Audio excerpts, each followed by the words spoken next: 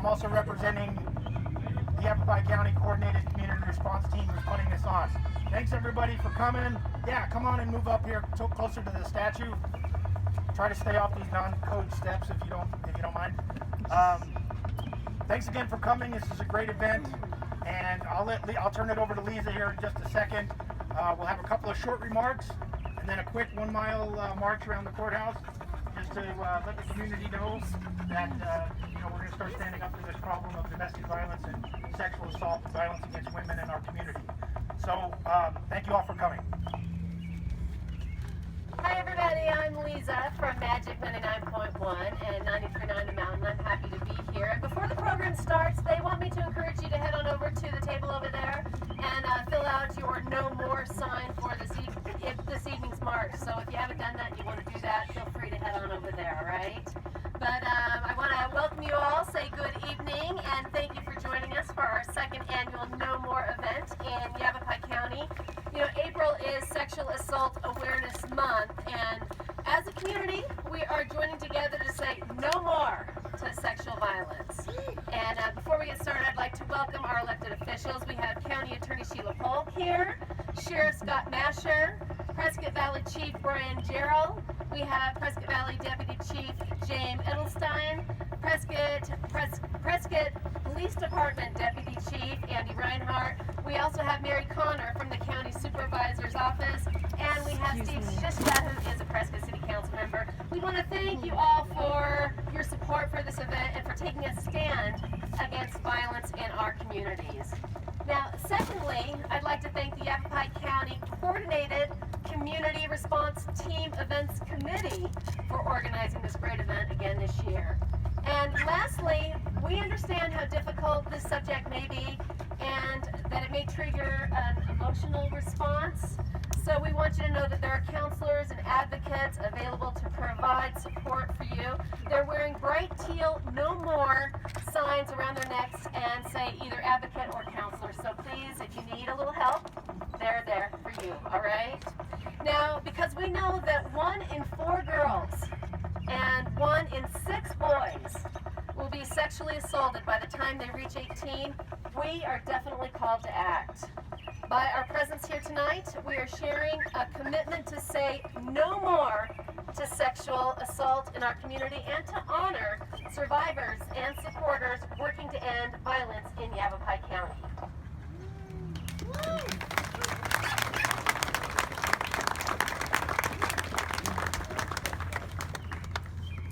All right, our call to action tonight is for each person to commit to believe and support victims of sexual assault, child abuse, and domestic violence. While tonight's focus is on sexual assault, we believe all forms of interpersonal violence needs to end. There are several resources in our community for victims and survivors. Please be sure to grab a resource handout as you march around the courthouse square. Today is a significant day to take a stand against sexual violence. It is the first ever global Start by Believing Day. The Start by Believing campaign seeks to improve the first reactions of family and friends so sexual assault survivors can get started on the path to justice and healing because they are believed. With that said, I'd like to take this opportunity to welcome and introduce our keynote speaker, Chief Gerald Monahan of the Prescott Police Department.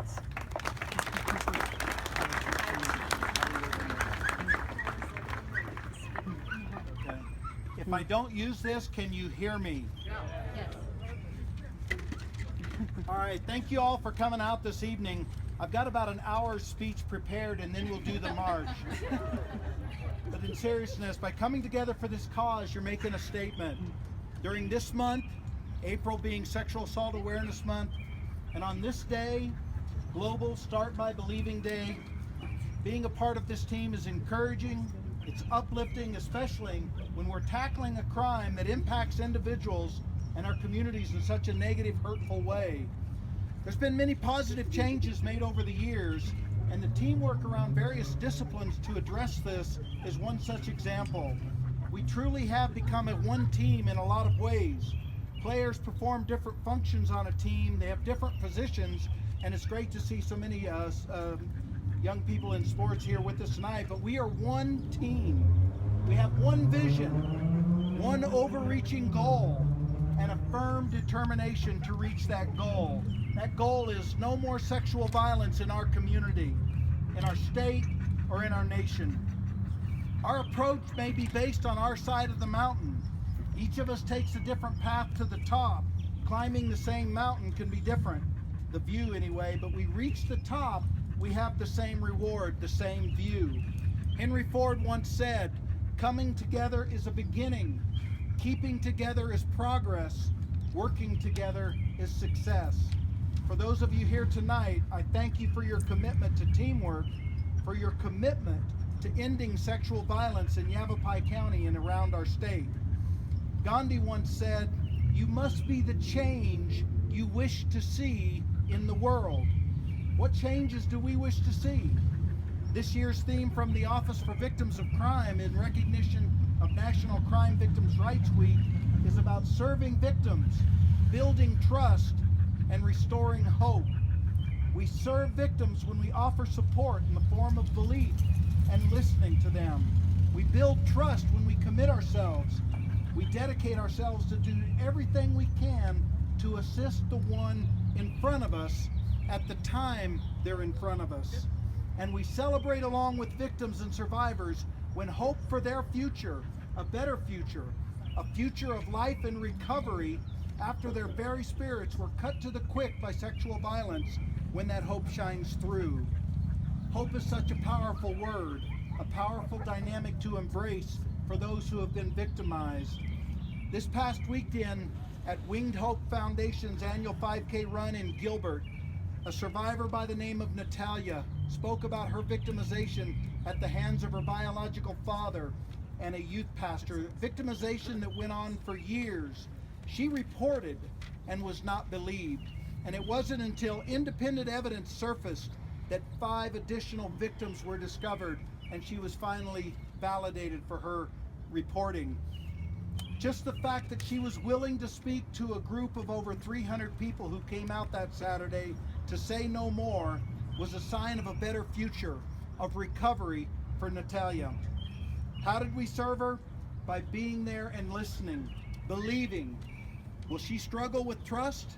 Absolutely. Her road to recovery isn't over yet, but there is hope for Natalia, and it is being restored. That's why we've gathered here this evening with voices united together with survivors like Natalia and so many others. We say no more.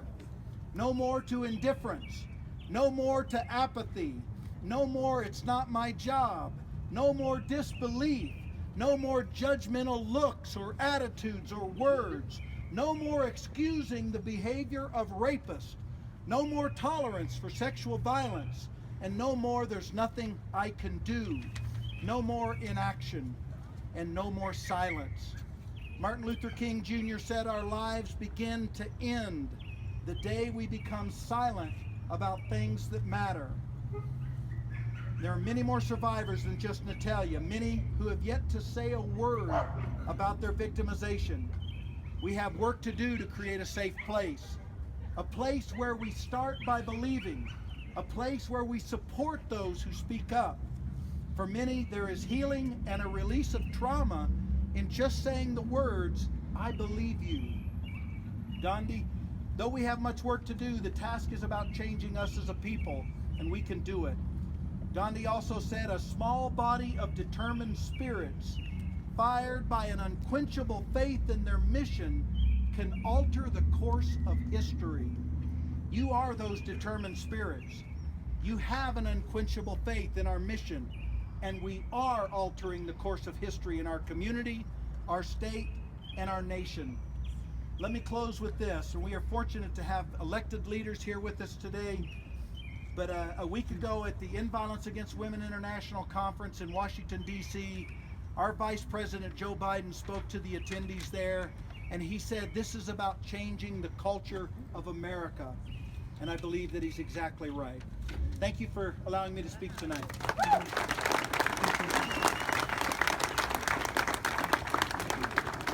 Thank you, Chief.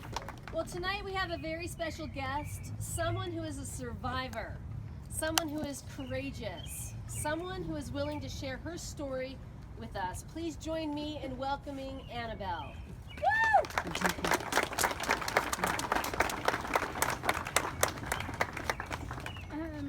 Hello, my name is Annabelle. I'm a survivor of multiple sexual assaults. I'm honored to stand here and share my story with you tonight. My childhood was filled with dark secrets. By the time I was 9 years old, I had already been molested on 4 separate occasions. I was also later raped twice by 2 of the guys that had molested me. I was threatened not to tell anyone, or else my family would get hurt. I believed them, and I didn't tell anyone. I didn't trust anyone. I was terrified. I believed that the molestations and rapes were my fault. I thought there must have been something I did to deserve this. There must have been something wrong with me.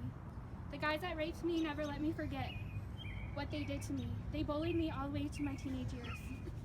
Later, when I was 19, I was sexually assaulted 2 more times at parties with people I thought I could trust. One of the times I told someone I thought was my friend, and she didn't believe me. The effect that this had was that I blamed myself. I still had all those negative beliefs from my childhood that this was my fault. At that time, I promised myself I was never going to be sexually assaulted again. But I couldn't promise myself this, because I don't have control over other people's actions. Most recently, when I was 23 years old, about a year and a half ago, I was at a friend's house drinking, and this guy we didn't know got invited over. Later that night, he ended up raping me when we were left alone. This time I did tell my few of my close friends, and I went to the hospital, but I was not treated well. I filed a report with an officer. I had no evidence because the doctor did not give me an exam. I got no support, and they didn't refer me to any other community resources. I didn't know where to turn. Despite reporting, I got no justice. Yet another person got away with sexual assault. I was very discouraged and felt alone. I personally searched for some community resources to help me get through my traumas. I finally heard all the words of support from these people. It was not my fault. Nobody deserves to get assaulted. I did do everything right when I reported it, and the system failed to hold my rapist accountable. Even had law enforcement been able or willing to charge my rapist, I now know that less than 3% of rapists ever serve time behind bars for their crimes. These events are part of my story, but they do not define me. I'm here tonight to speak out and say you are not alone. There is hope to get through sexual assault. There are people who care and believe you. You did not ask for it in any way. It is not your fault. Also, you don't have to be silent anymore. It doesn't need to be a secret. There are no excuses for sexual assault.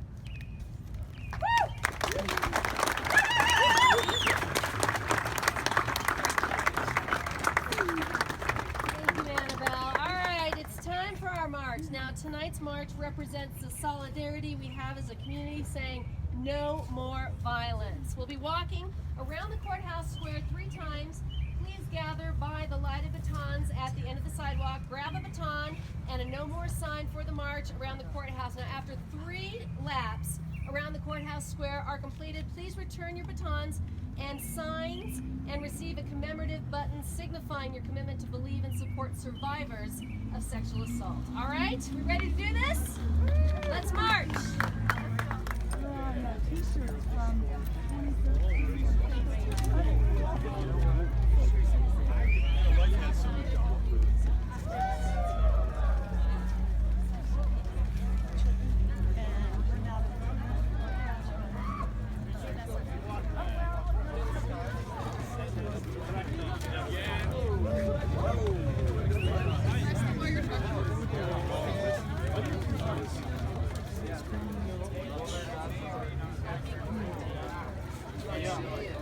Somebody named me.